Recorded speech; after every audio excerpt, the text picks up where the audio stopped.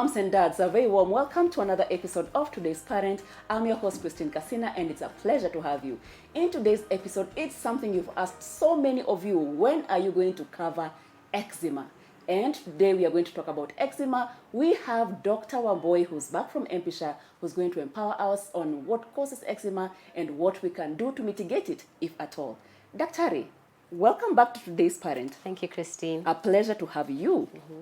You know, in our other episode, I mentioned to you, growing up, for most of us, the most we ever went through was either chickenpox or ringworms. Mm-hmm.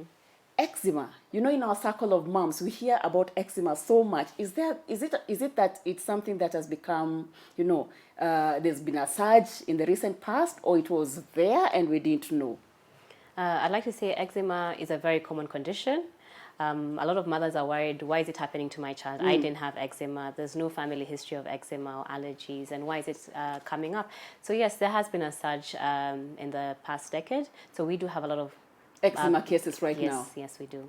You know, I'm one of those who's been surprised because I have two children. Mm-hmm. The first one, and no family history at all of eczema. Mm-hmm. He never had it, my first boy.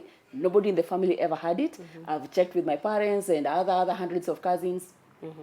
But with my second one, he wasn't diagnosed with eczema, and I'm wondering, where is this coming from? Yes. It was very strange that then you have to use a special soap, almost special water, and special, it is just something very, very different. Mm-hmm. And I can imagine the hassle for any parent. What's the worst that can happen when somebody has eczema, especially a child? For a child, what happens, one, it's a chronic condition. So it's a long-standing issue. So this child has this very itchy skin for a long period of time. You can have children losing sleep. Remember, sleep is very important for children.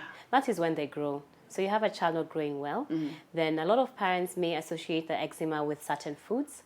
So you may have parents removing certain foods from the baby's diet, and you can have a risk of malnutrition, as well as nutritional deficiencies as well. Okay. Yes. So now your child is now prone to other conditions, viral infections, stomach infections as well, because their immunity is low. Okay. Yeah.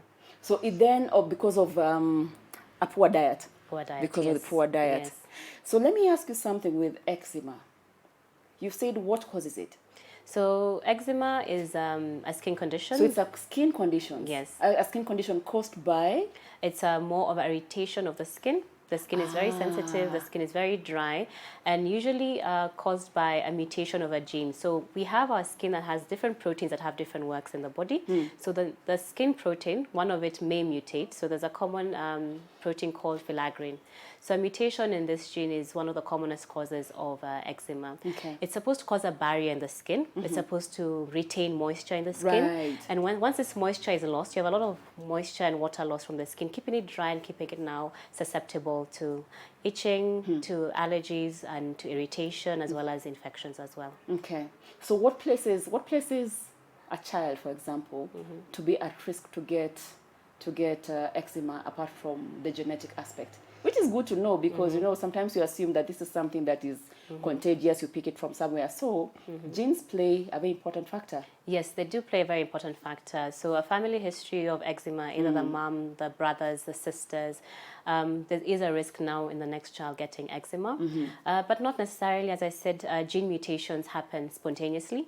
So what is supposed to normally take effect and produce this protein does not take its natural course. So the protein is deficient and therefore allows the skin to be now permeable to anything as well as lose water. Okay. So these are just mutations. As we say, mutations just can happen sporadically as well, and that's why we're having a lot of cases. Okay. Yes. So apart from genes, what other risk factors are there, if at all? For children who already have dry skin, I think exposing them to certain conditions, and this now we call triggers rather than causes of eczema. So we call them triggers. Change in environment from a dry area to a cool area to a humid area, so sudden change in weather conditions.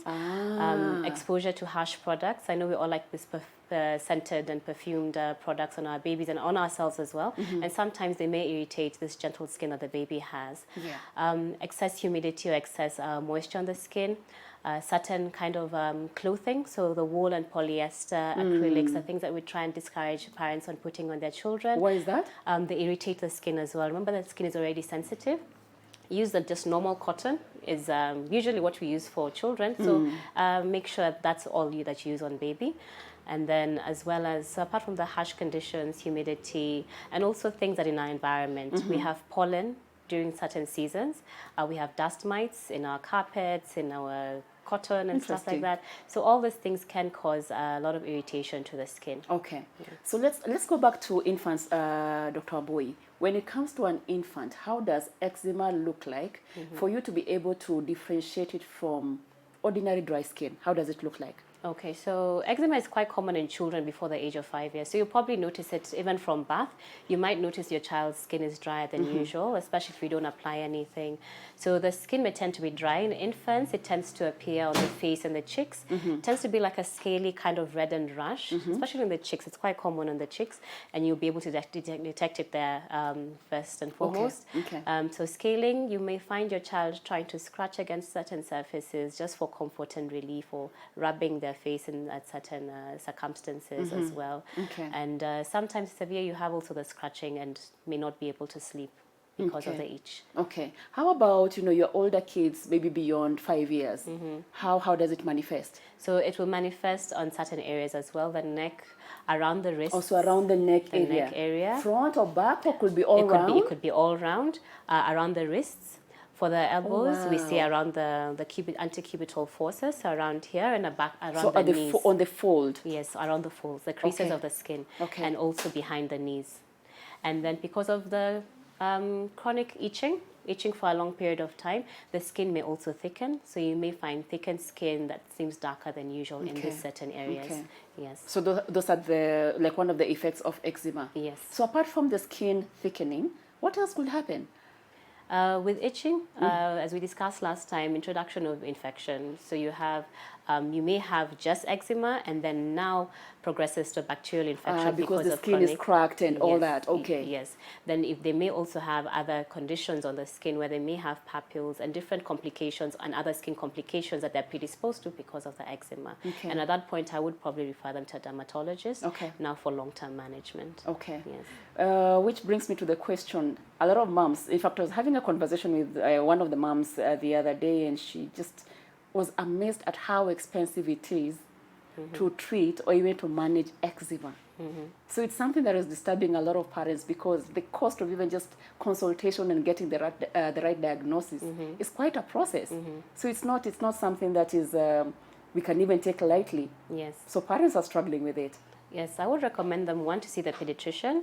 If it's something that's long-standing and not being treated on the first or second visit, then they can go and see a dermatologist. Probably invest in that, because once you sit with your dermatologist or your pediatrician, you're able to think about, and it's a one-on-one conversation. So I can now gauge, what are you able to afford, what can you buy, what is in your market, rather than always importing things from outside. Okay. So most of the products are here. People usually tend to go for the more expensive products, but we have day-to-day products that we do have in our market that are quite affordable and can be used. Okay. Yes. As we speak, there's a question from Peter that has come in, and Peter sent us a question on our 22999 number, and his question is, eczema, is there any correlation with what we eat as parents that then makes your child get eczema? Is there any correlation between eczema and nutrition? Not necessarily. That sometimes is a misconception about what the parents ate when mom was pregnant, or what they have in their diet. But usually sometimes you have eczema flares. As I said, they're triggers. So some foods may trigger a reaction or a flare-up. So those are just things to look out for, but not necessarily that the food exposure is what caused the eczema. Okay. Okay. So let's move to diagnosis. How is it done? Is it blood test? Is it something you just look at and say, you know what? Yep, this is eczema. How is it done? For a parent who has no idea how it's diagnosed, how is that done? So skin conditions are usually diagnosed through clinical assessment. So once you go and see a pediatrician or your pediatric dermatologist, so they'll first go through a history with you. So history and physical examination take the bulk of our diagnosis. So through the history, the parent is able to now tell us how the progression of the disease has been. When did it start? At what age? How has this thing progressed from the beginning? Was it just a rash, or was it pimple, and did it progress to something else? Right. Is there associated itching? Is there a family history of allergies, asthma, asthma, eczema as well in the family, or food allergies. Oh, I didn't know that. Asthma as well. Yes, all of them, we call them atopic conditions, so they tend to come alongside each other. So through the history, the doctor is able to see that. And then now most clinical skin conditions do have their characteristic features. So once you see like eczema, you see the thickening, you see the scaling, you see the distribution, you're able to diagnose it actually from a clinical diagnosis. Okay. Yes. You know, I'm just wondering, Daktari, same as measles that we covered in our previous episode, does it affect, could it make a child or an adult have watery eyes? Yes. So it does, eh? So measles does come with other symptoms. We call them the 3 C's. So you have cough, coryza, and conjunctivitis. So they have a cough, they may have a running nose and frequent clearing of the throat, and they have this conjunctivitis, which is just watering of the eyes, excessive watering of the eyes. And that happens with eczema as well? With eczema, not necessarily, unless they have allergic conjunctivitis. Wow. So for them, when they're exposed to certain things, to dust, to certain smells and environmental smoke, they may have a bit of watery eyes. So as I said, all these atopic conditions, allergies and allergy conditions sometimes may tally together with eczema. All right. All right, let's take a short break, and then when we come back, we can continue with our conversation. Okay. In today's episode of Today's Parent, we have Dr. Wamboi empowering us on matters eczema. I hope you've learned something so far. We are going to take a short break. We'll be back right after this.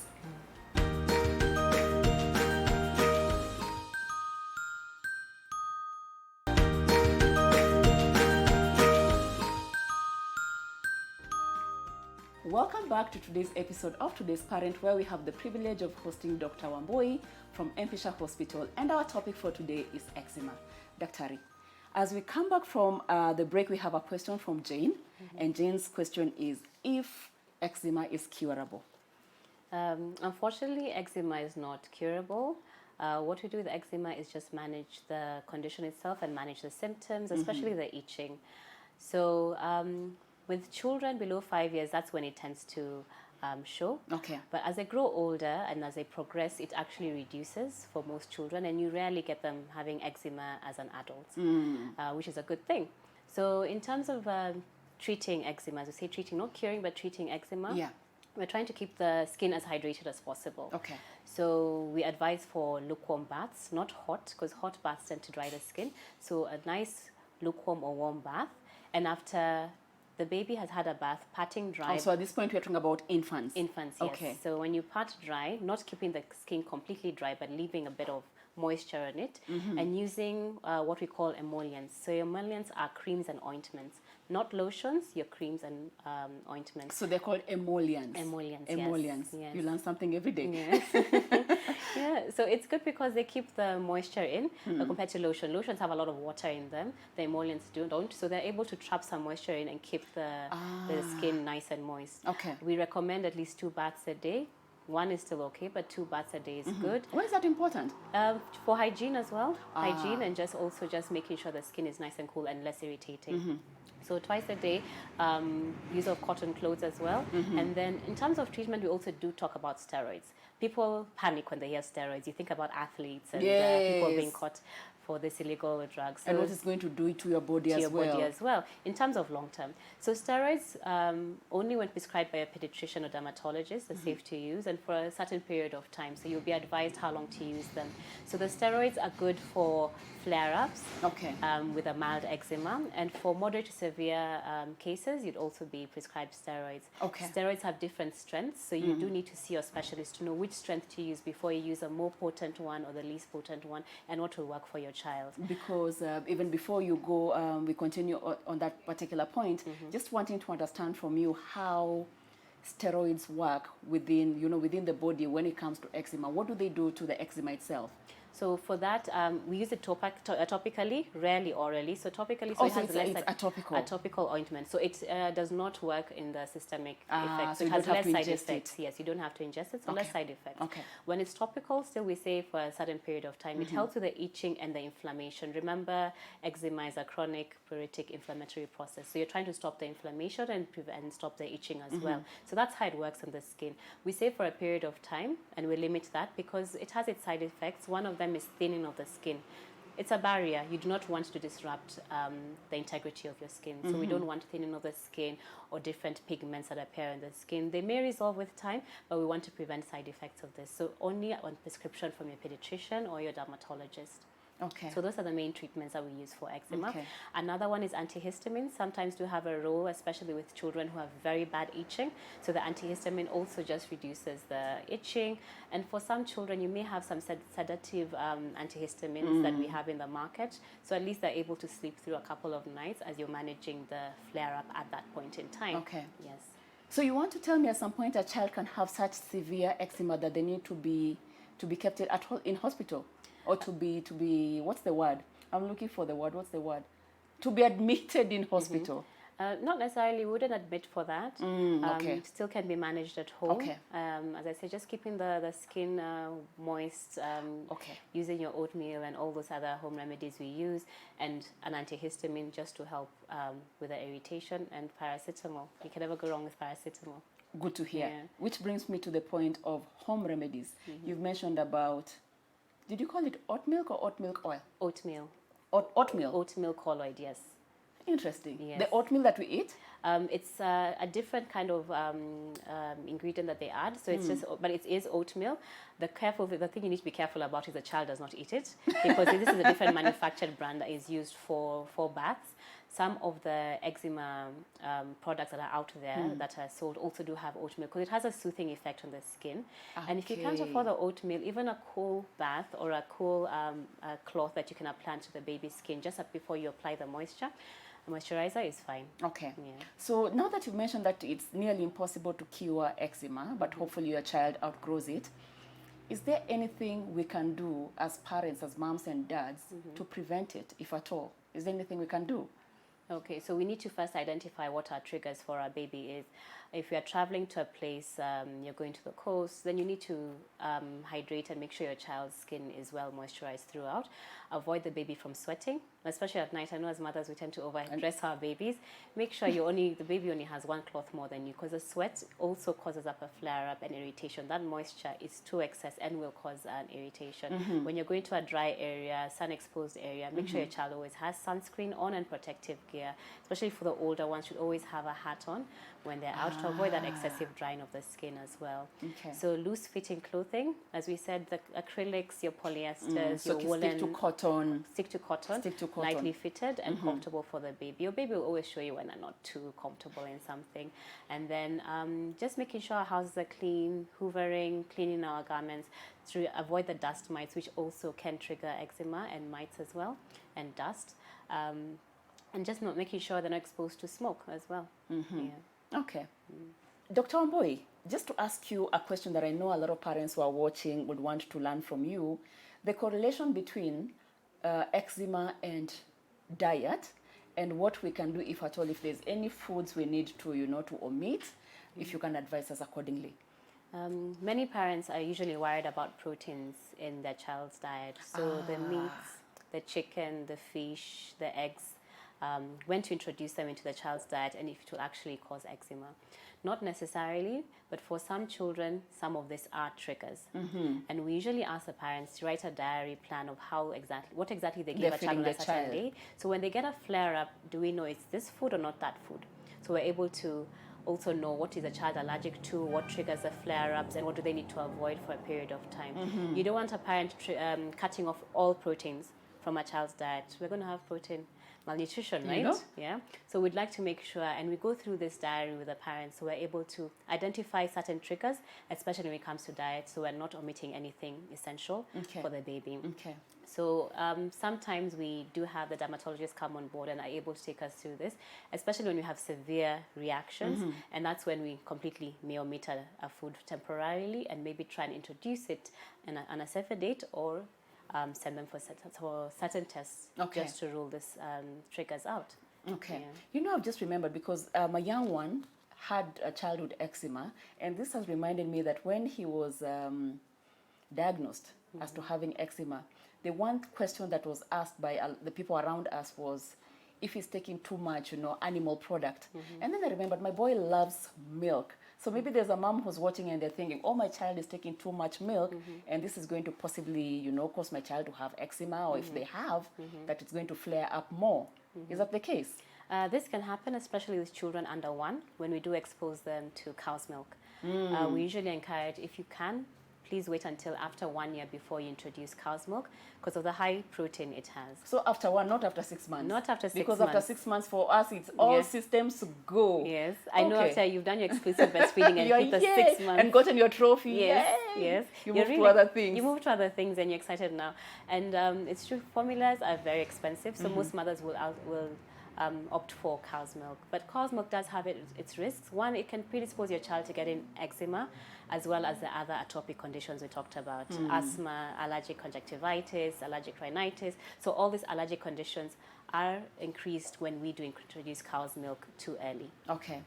Which brings me to the point, because I've remembered a lot of us, especially when we have young babies under 6 months, and it becomes like a marathon for moms, that we want to do so well and exclusively breastfeed our children, which sometimes it's not possible. And for a pediatrician, I know when they come to see you in your clinic, there are moms who are feeling, oh, because I didn't, breastfeed my child, it's making me feel a certain way. Maybe for a mom who's watching, if you can just encourage them as we speak right now. Yes. Because, I've just joked about it, that we get the medals and the trophy we put in our cabinet for being, an exclusive breastfeeder. It's not possible for every mom. Yes. And it's not something that we should take lightly, because there's a mom somewhere who would be feeling, I didn't do well as a mom. Yeah. I'd like to encourage all mothers who opt to breastfeed and those who don't opt to breastfeed. I encourage all mothers in general. Yeah. I think everyone's journey is different. Absolutely. Some mothers have very difficult latching in the beginning. Others, it might be easier. Others have bottles and bottles of pumped milk, while others don't. Yeah. Either way, you're still a good mom. You're still doing the right thing. Absolutely. There's no shame in not breastfeeding until you reached 1 year or 2 years. Yeah. Or even 6 months. Or even 6 months. We need to be realistic. Our lifestyles are different. Mothers have to go to work. We have different stresses in our environment. And our bodies are generally different. Yeah. Right? So whatever a mother can do, I think she'd make the best decision for her child. And I respect it and I encourage them. And I also encourage people around them to encourage them in the day-to-day activities and just living of being a mom. Absolutely. Coming back to our topic for today, eczema. And I remember when my son was diagnosed and then having to do something I've never thought is even done. It's called a skin allergy test. And if I remember correctly, blood has to be drawn from the child. Some tests we do have blood drawn from the child, and we do have certain cells that tell us that there's an allergic condition going on. And sometimes it's when parents request, because they do want to understand what exactly is it a skin allergy, is it a virus, is it a bacteria? So sometimes we'll do the blood test and check for certain cells called eosinophils in the blood. For other children who just have severe cases of eczema, not responding to certain treatments, we don't know what they're allergic to, and we may think it may be in the food. We sometimes do the skin allergy test, where they test the baby for certain common triggers. We call them allergens, things that may trigger the eczema. So we just test them on the baby's skin and are able to see different flare-ups that may come on the skin. So that would be probably recommended if we have severe food allergies or severe environmental allergies. Right. Then we're not able to treat this eczema properly with our normal routine treatment. Okay. Yeah. So it's not in all cases that blood has to be drawn from the child or from the, from somebody for you to do the skin allergy test? No, not necessarily. Just to identify what triggers that may be irritating the child too much. But if it's just a normal eczema with a mild flare-ups that are usually treated with the steroids, your emollients and good skin care, we don't routinely recommend the test to be done. Okay. Dr. Wambua, you did mention that at some point, there are cases you can see of eczema, probably when it's mild. As a pediatrician, you can do that. At which point in time will you recommend, for a parent to then work with a dermatologist? These are for the severe cases. There are some that you can see from the word go when the child enters your room. This is a child who's scratching consistently throughout the consultation. This is a child who has scratch marks. This is a child who has thickening of the skin because of chronic scratching. This is a child who's also malnutrition either because of diet, child is not sleeping, has some form of growth retardation. Eczema can do that. A child who's not sleeping is not growing well. Did you say growth retardation? I have seen growth retardation. That's a possibility. And I've seen malnutrition as well. Wow. just because of eczema, withholding foods from diet, a child who's not playing, a child who's not sleeping well, and this is because of severe eczema. At this point, I will call my team on board and get a dermatologist on board so we can manage the child together and see what exactly we can do to improve the quality of life for this child. Okay. Dr. Before we let you go, pointers you can share with us when it comes to just managing eczema in children. What can you share with our viewers before we let you go? I think simple is best. A daily bath. Simple is best. Yes. I like that. So just a simple bath, moisturizing your baby's skin 2-3 times a day, or whenever you see the baby's skin is dry. Don't go for complicated products, just what we have in our market, as long as it's not scented and baby friendly. Soaps, the same thing, things that are not scented. We also do have that in our market. Keep the baby's skin dry. Avoid anything that would irritate the skin, the polyesters and the acrylics. And just make sure baby is always comfortable, not sweating too much, and stick to cotton. Stick to cotton. Yes. All right, Dr. Thank you so much for your time. Thank you, Christy. It was a pleasure having you again. It was a pleasure being here. With that, we come to the end of today's episode of Today's Parent, where we hosted Dr. Wamboi. She has empowered us on matters eczema, and I do hope that you've learned something. If there's any other condition you want us to cover when it comes to matters, skin conditions in children, adolescents, please send us an SMS on 22999 and we'll see how we can cover that in another episode. I have been your host, Christine Casina, and we've been here hosted at Little Cribs, where you come to when you're looking for fun, exciting, durable kids furniture. If you're looking for parenting resources, go to www.supermamas.co.ke. We look forward to having you another time. Thank you so much for watching.